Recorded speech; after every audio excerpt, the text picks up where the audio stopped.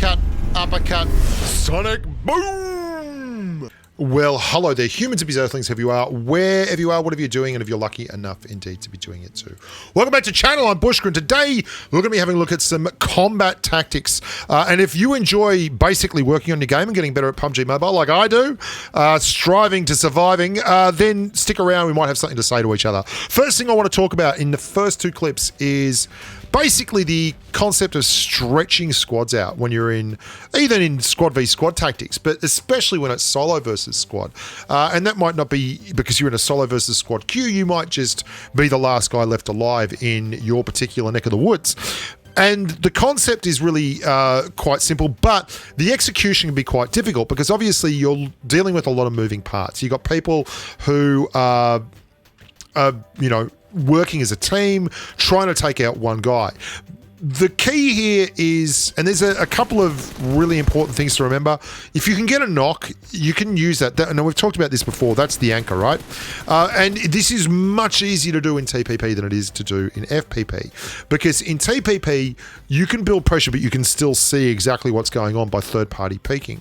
In FPP, that is a lot more difficult to do, but you can get away with certain things in FPP. So there's 6 of one, half a dozen of the other. You're going to note here that I am not really ramming home my advantage because I lost contact, okay? I lost contact, and the reason I'm just hip firing there is I'm very worried about the other members of the squad. I wasn't sure if there was 4 or there was 3 people in that squad. And while I'm hip firing, I'm able to keep a look on everything that's going on around me without actually worrying too much. It's very hard for someone to sneak up and surprise me. So I'm looking now and I'm thinking, there's one guy up there, there's one guy there. I think this is only 3. So I'm happy to ADS. It's not an accident that I've started ADSing there. I'm fairly certain that there's now only 3 people in the squad. And this is all holistic. There's all little bits and pieces here. But that initial knock has dragged these guys out all over the place. One of them got far too aggressive after just getting a frag on me, and then third person pushed me while I could fully see him. And this last guy just desperately tries to get up the target, and it's all to no avail. This is, again, from around the same time period. And I've had these clips for a while. I've been trying to get around to doing this video. I just haven't had a whole lot of luck. And there's a squad that lands here. One of them gets disconnected. We're going to talk about disconnect in just a wee short while. We get a knock there and we clear the guy there. That's great. And there's another squad just over there to the north. You can see there's a guy going up top. There's a couple of people there. And basically, they're coming for me. I've cleared their mate on the landing, and they want a piece of the action. So we talked about TPP before and how you can third-party peek, and that's obviously a huge part of third person. One of the reasons it's so popular is it allows you to be very, very successful in defense. The other thing is if you're low enough, they can't really get an angle on you. I mean, you can still see them. What I'm going to do here is exactly what we did on the top of the Roger kill. I'm going to get a knock. And then I'm just going to leverage this into stringing out the entire squad. There's a knock over there, and there's 2 guys that have gone and pushed around. So I'm going to leave them a little landmine here. I'm not going to throw it down the stairs. I'm just going to leave it at the very, very top. As they come up, one of them is going to obviously deal with that frag grenade right between the eyeballs. And then I'm going to go over here, and I'm going to create more pressure. Now, pressure does crazy things to people. That guy would love to just revive his mate, but his buddy's over here on comms probably going, he's on me, he's on me, he's on me. So he's already made the decision that he's pushing over here, and that's the squad wipe because we strung them out and we created a whole amount of pressure. Now, I play a lot with Mr. Ouija. If you're any fan of the channel, then you probably know that. And one of the reasons I love playing with Ouija is we've got a great chemistry, and we spend a lot of time getting each other up because we both get knocked. We're massive potatoes. The big part of this is we talked about getting disconnected. Not getting disconnected is so important. You've got to stay close to your teammate. You're going to note on this too, the first thing I do is get a smoke on, but then as I'm running in, I'm actually going to throw a frag grenade. Now, the reason is pretty simple for that. It gives them something to think about. They're not sure if I've gone completely passive. They're not. It might stop one of them from pushing up, and I'm not certain that that's what happened, but I've got a feeling it did.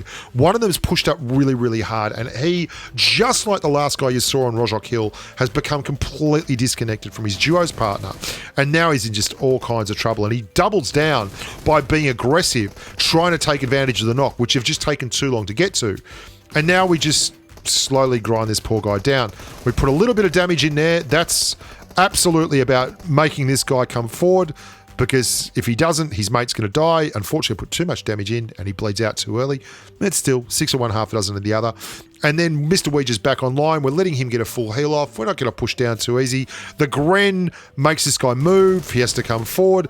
And this is what happens. We've all been here, 2 guys versus 1, and they don't give you any chance. They just get you under the pump, grind you under, and, everyone's a winner.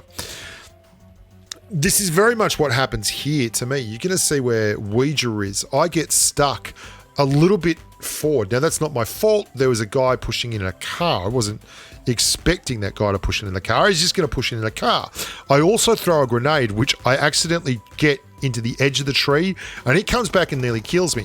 Now, the tactic I want to talk about here is just peeking and taking a shot. Even on low health like this, you can see not getting greedy, just taking a hit, giving him a bit of damage, ducking down. Coming back, Mr. Ouija then clears him. Bit of damage, up, bit of damage, down. You don't have to kill someone in one burst, okay? This is a duo here. There's a guy on my left and a guy on my right. I want you to watch as I... See, I know he's on the left. I just move the tree between me and him. And I'm just going to basically turn this into a little tap fight.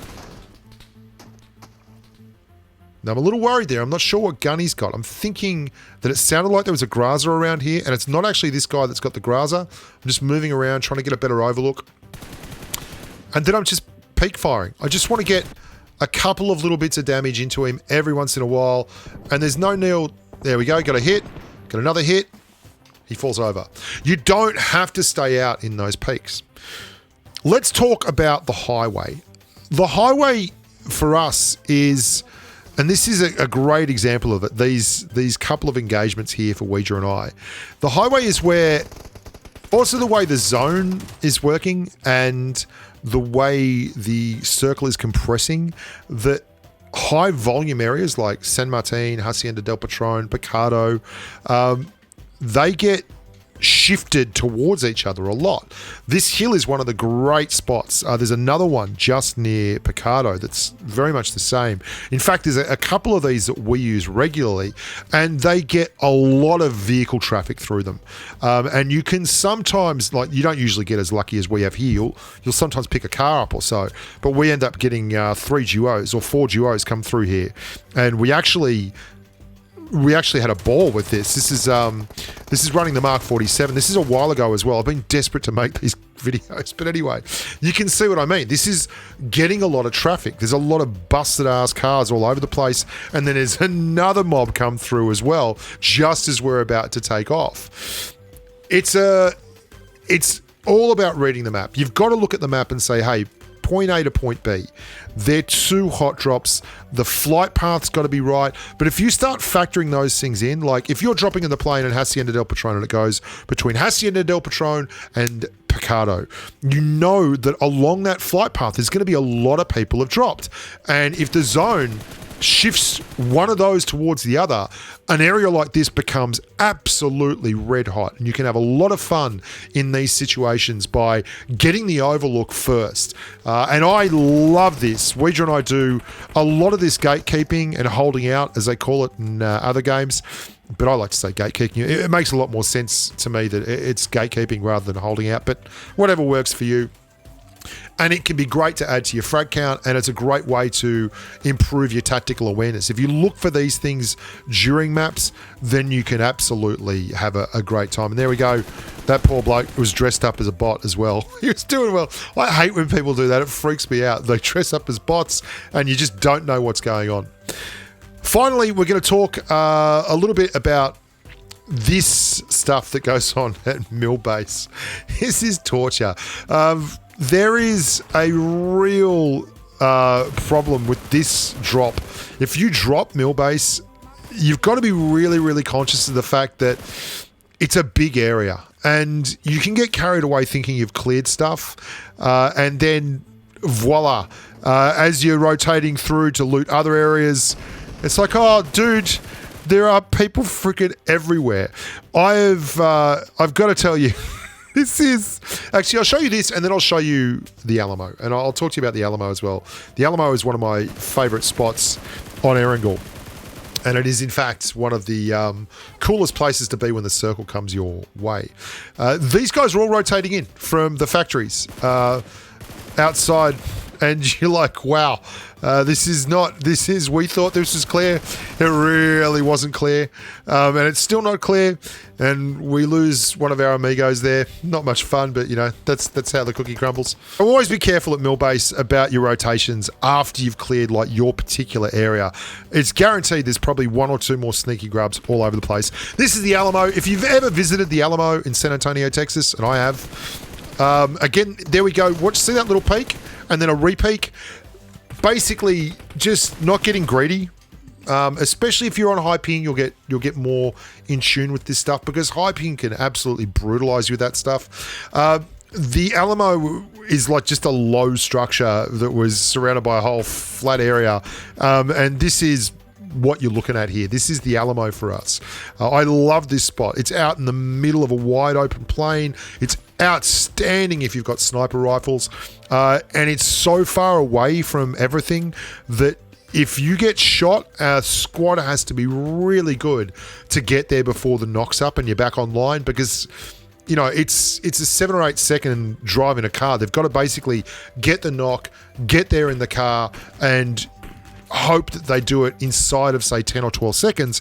Otherwise, you're back online straight away. It's rare that it'll come here, though. Like, the circle will sometimes feature in here a little bit, but generally it's just an in-between rotation space, and that's okay. You can see here, this is exactly the same kind of thing we were talking about with Mr. Ouija and I on the hill above San Martin and Picado. They're high-volume areas that can do all kinds of nasty things if you get there in time before everyone else does. I mean, that Bunnings over there, people rotating through from school and Rojok and apartments. This is a great place when the circle compresses like this. You can see there's a car there just buggering around doing silly, bloody things that cars do. I hope you enjoy these tactical outlooks on the game. I really, really love talking about the tiny little bits and pieces that go into making a successful bit of PUBG Mobile fun and frolic, and I'm going to be doing a lot more of these over the coming weeks and so, because I've been playing a lot more with this 6-finger claw and getting the hang of the 6-finger claw, and it's certainly freeing me up for some interesting technical and tactical variations. Look after yourselves, boys and girls. Love your work. Stay safe in the battlefield, and until next time, bye for now.